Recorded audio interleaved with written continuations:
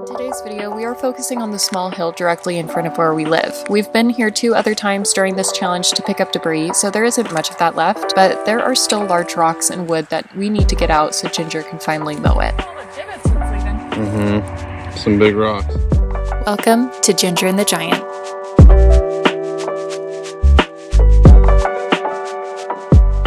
This is day 24 of our 31-day challenge. Of picking up a piece of trash for every 10 YouTube subscribers we have. We're currently at 1,135 subscribers. Which means we are picking up 113 pieces of trash today. Woo! Let's do it.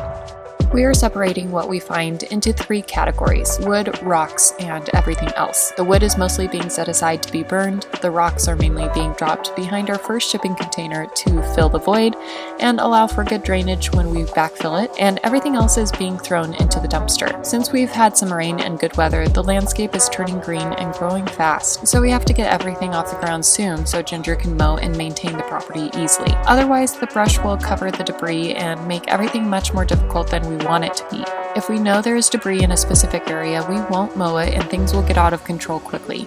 And my least favorite part, it will give cover to the snakes and critters I don't want around. I keep the big rocks just because they're good for landscaping.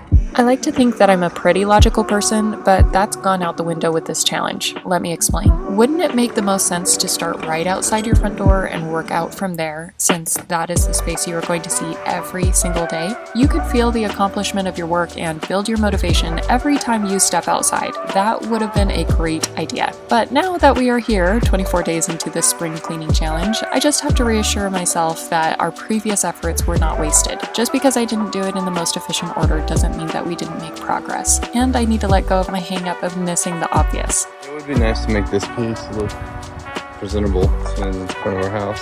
64? We just want it all done at the same time, so it's hard. And there's so much.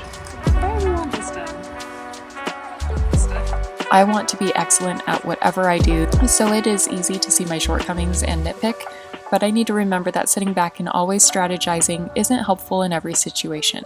Sometimes just getting out and doing it is the best answer. Lift with your back, not your legs.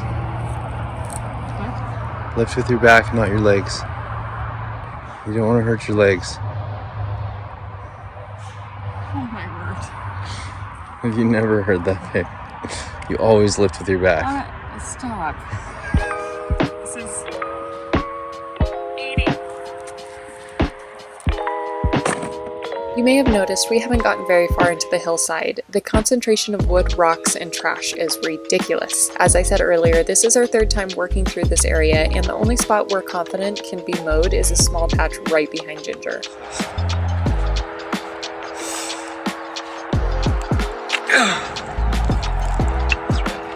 Another reason we are trying to clean up this area is because after thinking about it a lot, we actually think this spot would be best to start our lavender.